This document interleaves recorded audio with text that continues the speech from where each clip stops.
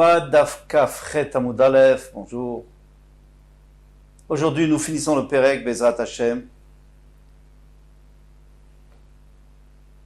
Donc, on commence 2 lignes avant la fin du Hamoud précédent. Alors, vous vous souvenez que Rabbi Yochanan avait dit,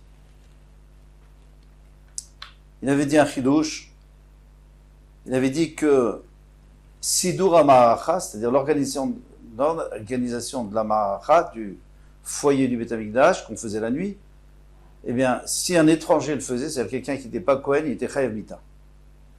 Et là-dessus, on a eu beaucoup de problèmes parce que c'était pas évident. C'est un travail qui n'est pas important, puisque c'est la nuit, etc., etc. Bon. Maintenant, il y a une deuxième version, que la question, elle n'est pas parce que c'est un travail qu'on fait la nuit, mais c'est parce que c'est un travail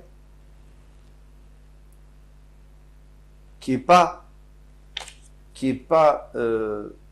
tam. Tam, c'est-à-dire que c'est pas la fin. C'est juste une préparation. Mais on n'a pas terminé avec ça. Or, lorsqu'un étranger fait, lorsqu'un Israël fait un travail dans le Beth Amikdash qui n'est pas parfait, il ne sera pas chayav. Ça, c'est la question qu'on va poser maintenant. Ika d'Amré, donc 2 lignes avant la fin. Il y en a qui ont dit que le problème, c'est pas parce que c'était la nuit, mais c'est parce que c'est pas une tama. Tama, c'est-à-dire parfaite, qui se termine. Rabbi Zera posait la question. Est-ce qu'il existe une avoda, un service dans le Beth Amikdash, qui est suivi d'un autre service parce qu'il n'est pas terminé, et que ça ne serait pas sous le Bézar? Ici, les Mfarshim sont tous d'accord. On ne veut pas dire qu'il n'est pas soul, bien sûr qu'il n'est pas soul, mais qu'il soit Chayav Mita. Ça, non. Et on est obligé de sauter, Rachid nous dit, les 5 lignes qui arrivent, de l'autre côté de la page, et là, Yitma, Achi Yitma. Donc on n'a pas bien compris ce qu'il a dit Rabbi Yochanan. Il n'a pas parlé de l'organisation, nettoyage, tout ça, du foyer. Et là, Yitma, Achi Yitma. Si on veut enseigner, il faut enseigner ainsi. C'est ainsi qu'il faut comprendre les paroles. Amaravasi, de Rabbi Yochanan, Amar Rabbi Yochanan, Zar chez Sider, Shte Gizre Etzim. Chayav. Alors, on sait qu'après avoir tout rangé, eh bien, il y a un Kohen qui va apporter 2 bûches de bois, il va les mettre sur le misbéar pour attiser le feu, pour augmenter le feu, parce que la Torah nous a dit qu'il fallait le faire. Même s'il y a beaucoup de feu, il faut le faire. Et après, dessus, on va mettre le Korban Tamid. Mais, Oil Vavodatamahi, ici, c'est un travail final, parce qu'une fois que tu as fini, ça y est, il n'y a plus rien. Au début, on nettoie, on arrange, et puis après, on pose dessus, et c'est terminé. Donc, il est Chayamitam, Rava, l'object, et la Meata Tibae Païs, si vraiment elle est tellement importante, pourquoi on ne tire pas au sort pour celui qui va la faire? Ragma dit Velobae Païs, tu dis qu'il n'y a pas besoin de tirage au sort? Vatania, pourtant une braïta qui dit Mishizacha Betrumata Deshem. Celui qui a gagné au tirage au sort pour prélever la cendre, qu'on fait avant déjà, dans la nuit, Iske Vesido, Shte Gizreetzim, Zireetzim, eh bien lui aussi il va ordonner les 2 Gizreetzim, les 2 bûches de bois. Donc tu vois bien, c'est important, ça fait partie du pays. Afrika Amar, non, c'est pas ça la question. Il faudrait faire un pays à part, il faudrait faire un tirage au sort à part, puisque c'est quelque chose d'important. Keda Amrinan, la répond, non, on a déjà donné la réponse. On a déjà donné la réponse tout simplement que, en fait, Trumat Hadeshem, normalement on ne devrait pas tirer au sort, parce que c'est pas une avoda tellement importante que ça. Donc, c'est les Kohanim qui couraient, qui se levaient tôt, qui couraient, et le premier qui arrivait, il faisait. Après, il y a une histoire qu'il y en a un qui a poussé l'autre, il s'est cassé la jambe. Donc, on a dit, il faut faire un païs. Il faut faire un tirage au sort. Ah, mais alors les gens ne venaient plus. Pourquoi? Parce que les communistes disaient, si encore, moi je me lève tôt, bien avant l'aube, pour être le premier. Alors, je sais que je vais le faire. En tout cas, j'ai beaucoup de chance de le faire. Je vais courir vite et je vais y aller. Mais si on me dit que maintenant il faut tirer au sort, qui dit que je vais avoir? Il y en a plusieurs qui vont venir. Qu'est-ce que je vais faire? Moi, je vais peut-être pas avoir la chance. Alors, je viens pas. Alors pour attirer les gens, on leur disait, vous savez quoi? Si vous faites Troumat Hadeshen, vous avez aussi la possibilité, c'est vous, celui qui a gagné, celui qui a été tiré au sort, il fait aussi Sidour à Maracha, d'organiser la Maracha, faire un taron et tout. Et ensuite, c'est lui aussi qui apporte les Shnei Gizretzim, les deux bûches de bois. Voilà. Donc on a résolu le problème. Donc il y a un tirage au sort.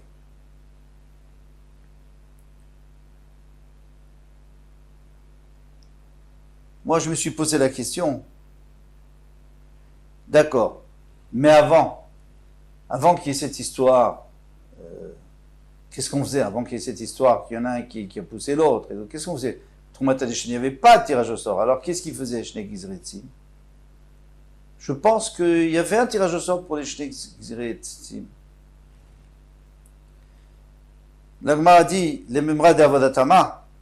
Alors, ça veut dire quoi? Ça veut dire que ces deux bûches de bois, c'est une avoda qui est terminale. C'est celle qui termine, et puis après on passe à une autre avoda. Visa chayav el mita. Et en plus, le zar, il est chayav mita. Donc dans ce cas-là, il païs. Il faut tirer au sort. Donc c'est un principe que chaque fois, c'est une avoda qui se termine, qui est terminus on pourrait dire, et en plus il faut un païs, en plus il est chayav mita, le zar, alors il faut un païs. En zachayev al mita, loba païs. Mais maintenant, si le zar n'est pas chayav mita, c'est-à-dire qu'il n'est pas tellement important, donc on n'a pas besoin de tirer au sort. Vare shrita, alors ça c'est une question très forte, parce que la shrita, il n'y a même pas besoin d'un kohen. C'est un zar qui peut le faire, même le khatrila. Alors pourquoi il faut tirer au sort pour la shrita? On a dit qu'on tirait au sort pour la shrita. La Gemara répond, shane shrita de trilat avoda de yemamaï. La shrita c'est très important parce que c'est le début de tout. C'est le début de la avoda du jour. On fait la shrita du korban tamid, et puis après on fait la holacha et la zrik, et la kabbalah, holacha, zrika, etc., etc. C'est très important. Alors, bien entendu, si c'est un Israël qui le fait, c'est un Israël qui le fait, mais si c'est un Kohen, alors il faut tirer au sort. Rachid nous dit qu'il faut encore sauter 4 lignes. Amar Marzoutra, Vitamar Ravashi. Ravzoutra a dit, il y en a qui disent que c'est Ravashi. Afanana Vitanina, moi j'ai une preuve comme Rabbi Yochanan. Qu'est-ce qu'il dit Rabbi Yochanan?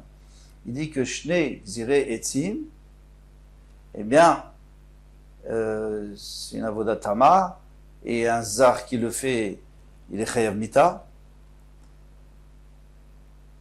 Amar lahem ha-memune. Donc le memune dit, Tseu reui migia zman hashkrita. Sortez et regardez si le zman hashkrita est arrivé.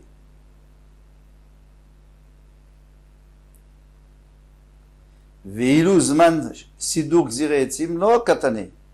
Mais il n'a pas dit qu'il faut aller voir si c'est le jour. Il a dit pour la shrita, bien sûr, le shrita ne va pas faire la nuit, donc il faut monter sur le toit. Mais pourquoi il ne dit pas aussi d'aller voir pour mettre les deux bûches? Les bûches, c'est avant déjà la shrita, qu'il faut les mettre sur le... Donc c'est une preuve que les bûches, ça se fait la nuit. Et si ça se fait la nuit, c'est une preuve que c'est la dernière avoda. Parce que si tu me dis que ça se fait le jour, alors c'est peut-être une préparation à la avoda du korban. C'est une préparation à la avoda du korban, donc c'est pas final.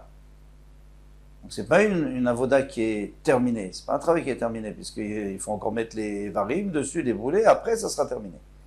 Mais si tu me dis que ça se fait la nuit, comme c'est écrit ici a priori dans la Braïta, puisqu'il leur dit aller voir seulement pour la shrita, mais il ne dit pas aller voir, c'est-à-dire qu'on peut le faire la nuit, alors donc dans ce cas-là, c'est la fin de si vous voulez, de la préparation du misbéach. La Gemara a dit non, ça c'est pas une preuve. Moi, je peux toujours te dire qu'il faut le faire le jour.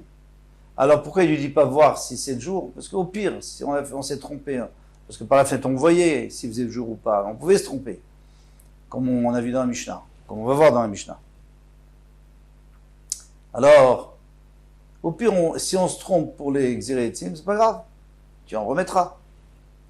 Ard, il était Takanta Katane. Pourquoi il leur disait de monter? C'est que pour la shrita, où il n'y a plus de takana, on ne peut pas arranger. Si on fait la shrita la nuit, c'est fini, le korban n'est pas sourd, il faut refaire. Il faut tout recommencer, c'est pas bien.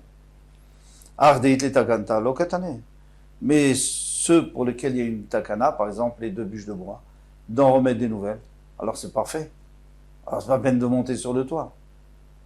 Une fois, on risque de se tromper, une fois, ça va arriver, une fois dans je ne sais pas combien de temps. Pour ça, on n'a pas besoin de déranger les gens.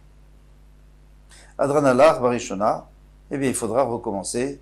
Barishona, Bezrat Hashem, le Pérec qu'on a fini, le Pérec Sheli. Maintenant, on passe au Pérec, troisième Pérec. Amar Lahem Amemouné. Alors, le Memouné, qui est le Memouné? Alors, c'est une machloket. Rashi et Tosfot. Rashi dit c'est le Sgan, le second du Kohen Gadol. Et Tosfot, il dit, non, c'est celui qui est responsable des tirages au sort, d'ordonner le travail, surtout de distribuer le travail et de dire quoi faire et quand faire. De toutes les façons, cet homme-là, il est très important. Et il disait au Kohanim, Tseureu imigazman ashkita.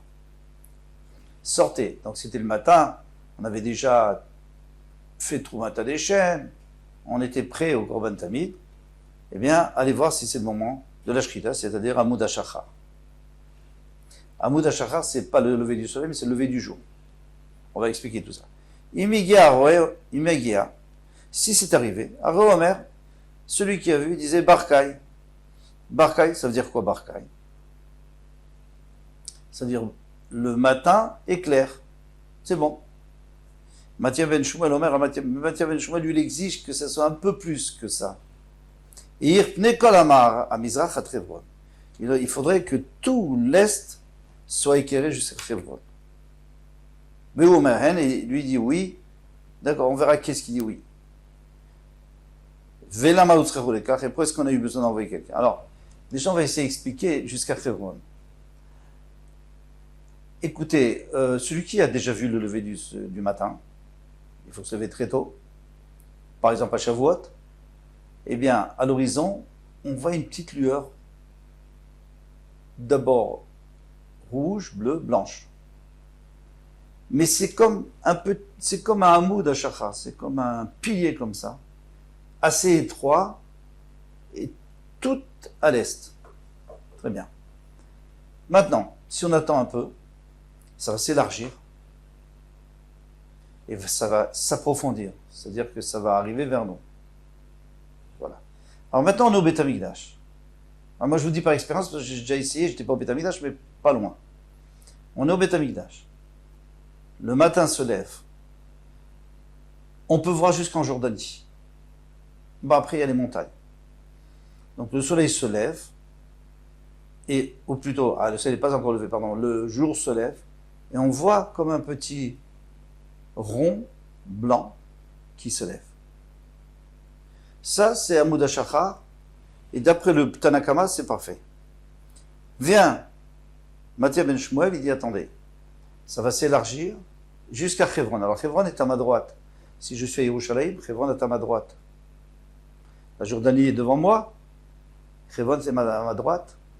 Et à gauche, il y a aussi... bref, il faut que ça s'élargisse. À gauche et à droite, mais on a donné un repère à droite parce que tout le monde sait où est Chevron. Eh bien, jusqu'à Chevron. Mais pour que ça arrive jusqu'à Chevron, il faut aussi que ça avance en profondeur parce que Chevron et Yerushalayim, on est à peu près quarantaine de kilomètres de la Jordanie. Donc il faut que ça avance. Donc c'était vraiment sûr que c'était le matin. On était sûr que c'était le matin. Et voilà. La mort serait le car, on a eu besoin de faire ça, mais on voit bien par les fenêtres, s'il y a de la lumière ou pas. Je sais pas, Machata la mer Alvana. Un jour, il est arrivé que la lune s'est levée. Vedimu Sheir Mizrach. Et elle se levait, en tout cas, elle était là, et on avait l'impression que c'était l'Est, c'était le soleil qui se levait.